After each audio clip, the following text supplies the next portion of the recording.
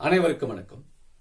தமிழ்நாட்டில் நடந்து கொண்டிருக்கின்ற திமுகவினுடைய ஆட்சி எப்பேற்பட்டது என்பதை மக்கள் சொல்லுவதை, இந்த ஊடகங்கள் சொல்லுவதை, தமிழ்நாட்டிலே இருந்து கொண்டிருக்கின்ற எதிர்க்கட்சிகள் சொல்லுவதை எல்லாம் அப்படியே தூக்கி ஒரு ஓரமா வச்சிருவோம்.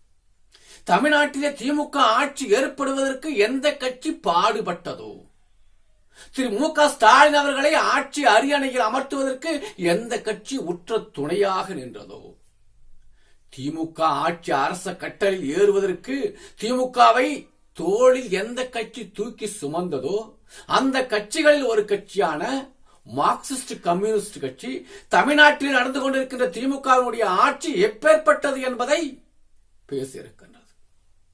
மார்க்சிஸ்ட் கம்யூனிஸ்ட் கட்சியின் தலைவரான கே. பாலகிருஷ்ணன் அவர்கள் சொல்லுகிறார், தமிழ்நாட்டிலே என்ன அறிவிக்கப்படாத அவசர நிலை பிரகடனப்படுத்தப்பட்டிருக்கிறதா அப்படி சொல்லி ஸ்டாலினை பார்த்து கேள்வி கேட்டிருக்கின்றார். ஒரு தெருமுனை கூட்டம் என்று சொன்னால் கூட காவல்துறை வழக்கு போடுகிறது. ஒரு ஆர்ப்பாட்டம் என்று சொன்னால், ஒரு ஊர்வலம் என்று சொன்னால், ஒரு போராட்டம் என்று சொன்னால் காவல்துறை வழக்கு போடுகிறது. நான் கேட்கிறேன், மாண்புமிகு மரியாதைக்குரிய முதலமைச்சர் மு.க. ஸ்டாலின் அவர்களை கேட்க விரும்புகிறேன், தமிழ்நாட்டிலே என்ன அறிவிக்கப்படாத ஒரு அவசர நிலையை பிரகடனப்படுத்தி விட்டீர்களா நீங்கள்? அறிவிக்கப்படாத ஒரு அவசர நிலையை பிரகடனப்படுத்தி விட்டீர்களா நீங்கள்? எப்படி காவல்துறை இப்படி கட்டுப்பாடு இல்லாமல் செயல்படுகிறது? மார்க்சிஸ்ட் கம்யூனிஸ்ட் கட்சியினுடைய தலைவரான கே. பாலகிருஷ்ணன் தமிழ்நாட்டிலே அறிவிக்கப்படாத அவசர நிலை பிரகடனப்படுத்தப்பட்டிருக்கிறதான்னு சொல்லி கேள்வி எழுப்புவதற்கான அடிப்படையான காரணம் என்ன? நாம எல்லாம் எளிய மக்கள், நாம சில விடயங்கள் தெரியாம இருக்கலாம், அல்லது தெரிஞ்சிருந்து ஒருவேளை மறந்திருக்கலாம், அல்லது கவனிக்க தவறி இருக்கலாம். ஆனா திரு கே. பாலகிருஷ்ணன் அவர்கள் ஒரு அரசியல் கட்சியினுடைய தலைவர், அவருக்கு நினைவு இருக்கும். என்ன நடந்தது தமிழ்நாட்டில் எல்லாமே அவருக்கு நினைவு இருக்கிறதுக்கான வாய்ப்பு அதிகம். குறிப்பாக 1975-76 அந்த காலகட்டத்தில் இந்தியாவில் அன்னைக்கு காங்கிரஸ் கட்சியினுடைய தலைவராக இருந்த இந்திரா காந்தி அம்மையாரால எமர்ஜென்சி அவசர நிலை பிரகடனப்படுத்தப்பட்டிருக்கு. அந்த அவசர நிலை பிரகடனப்படுத்தப்பட்டிருக்கின்ற போது அந்த 1975-76 காலகட்டத்தில் சென்னையில் இருக்கின்ற அண்ணா சாலையில் திமுக தலைவராக இருந்த கருணாநிதி அன்றைக்கு இந்த அடக்குமுறைகளுக்கு எதிராக, ஒடுக்குமுறைகளுக்கு எதிராக, அநீதிகளுக்கு எதிராக அந்த அவசர நிலை பிரகடனப்படுத்தப்பட்டிருந்த நேரத்தில் துண்டு பிரசுரங்களை கொடுத்து மக்களுக்கு விழிப்புணர்வு ஏற்படுத்தினார். நாம அந்த 75-76 துண்டு பிரசுரங்களை கருணாநிதி கொடுத்தத வரவேற்கிறோம், சரியான விஷயம், பாராட்டுறோம். ஆனா அவசர நிலை பிரகடனப்படுத்தப்பட்டிருந்த போது கருணாநிதியால துண்டு பிரசுரங்களை கொடுக்க முடிஞ்சதுன்னா, அவசர நிலை இல்லாத மக்களாட்சி அடைகின்ற போது, மக்களால் தேர்ந்தெடுக்கப்பட்ட ஒரு அரசு அமர்ந்திருக்கின்ற போது துண்டு பிரசுரங்களை கொடுக்கிறாங்க. யாரு? தமிழக வெற்றி கழகம், அந்த நடிகர் விஜயினுடைய கட்சிக்காரங்க துண்டு பிரசுரங்களை கொடுக்கிறாங்க. அந்த துண்டு பிரசுரங்களை கொடுத்த அந்த விஜய் கட்சிக்காரர்களை கைது செய்து சிறையில் அடைக்குது இந்த அரசு. அப்படி சிறையில் அடைக்கப்பட்டவர்களை பார்க்கறதுக்காக அந்த கட்சியினுடைய பொதுச் செயலாளரான புசி ஆனந்த் போறாரு, அவரை கைது செய்து சிறையில் அடைக்குது இந்த அரசு.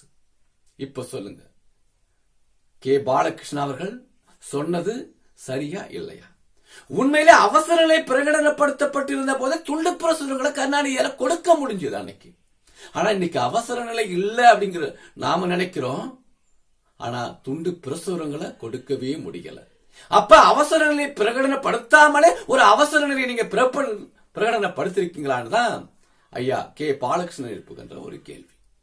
இது மட்டும் இல்லைங்க, இந்த திமுக ஆட்சியில், இந்த திராவிட மாடல் ஆட்சியில், இந்த கருணாநிதி குடும்பத்தினுடைய ஆட்சியில், இந்த ஸ்டாலின் அப்படிங்கிறவருடைய மன்னருடைய ஆட்சியில் சென்னையில் இருக்கின்ற அண்ணா பல்கலைக்கழக மாணவி பாலியல் வன்கொடுமைக்கு உள்ளாக்கப்பட்டதை கண்டித்து அந்த மாணவிக்கு நீதி வேண்டி நாம் தமிழர் கட்சியினர் அதனுடைய தலைமை ஒருங்கிணைப்பாளர் அண்ணன் சீமான் அவர்களை தலைமையாக கொண்டு ஒரு போராட்டத்தை முன்னெடுத்தா, போராட்டத்தை நடத்தாத, மக்களுக்கு விழிப்புணர்வு ஏற்படுத்தாத, அநீதிகளுக்கு எதிராக போராடாதன்னு சொல்லி சீமான் அவர்களை கைது செய்து சிறையில் அடைக்கிறது இந்த திராவிட மாடல் அரசு. அண்ணன் சீமான் அவர்களை மட்டுமல்ல, பாட்டாளி மக்கள் கட்சியினுடைய அன்புமணி, சௌமியா அன்புமணி அவர்களையும் கைது செய்து சிறையில் அடைக்குது இந்த திருட்டு திராவிட மாடல் அரசு. பாருங்க.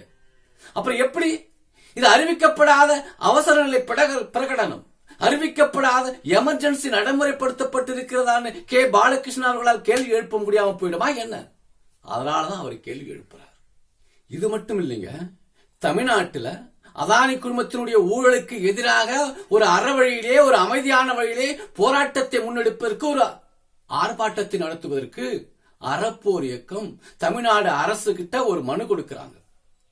ஆனா அவங்க போராடுவதற்கு அனுமதி மறுக்கின்றது திருட்டு திராவிட மாடல் அரசு. இவ்வளவுயா?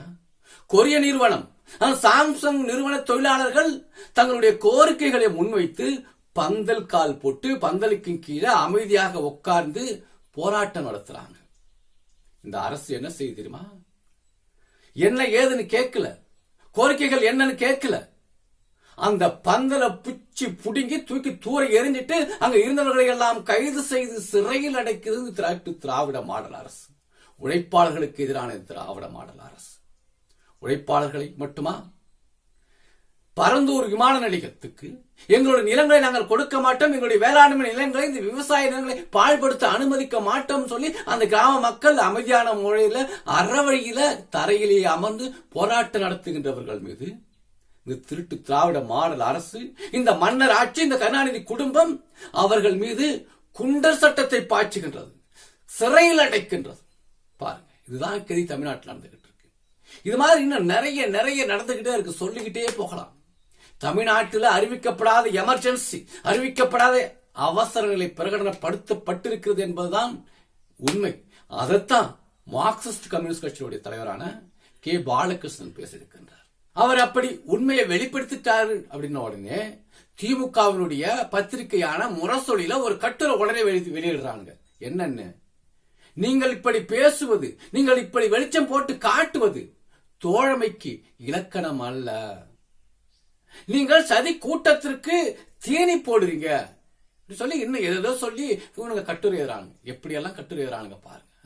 அதாவது இவனுங்க கொள்ளையடிப்பானுங்களாம், திருடுவானுங்களாம், சுரண்டுவானுங்களாம், அநீதிகள் செய்வான், அக்கிரமம் செய்வான், அட்டுமை செய்வான், அத்தனையும் செய்வான். அத்தனையும் பார்த்துக்கிட்டு வேடிக்கை பார்த்துக்கிட்டு வாய் மூடி இருக்கணுமா, எதையும் மக்கள்கிட்ட பேசக்கூடாதாம், அநீதிகளை கண்டு போராடக்கூடாது, எதிர்க்க கூடாதுன்னு சொல்லி இவனுக்கு எதிர்பார்க்கிறாங்க. திராவிடன்னு பேசுற ஒவ்வொரு நாயும் இப்படிதான் எதிர்பார்க்குது. இவனுக்கெல்லாம் உடம்புல நல்ல மான, ஈனம், சூடு, சுரம், நல்ல ரத்தம், நல்ல மூல வளர்ச்சி, சரியான சிந்தனை ஏதாவது இருக்குமா இல்லையானே தெரியல. அது இல்லாததுனால இப்படியெல்லாம் இவனுங்க கட்டுரையை எழுதுறானுங்க.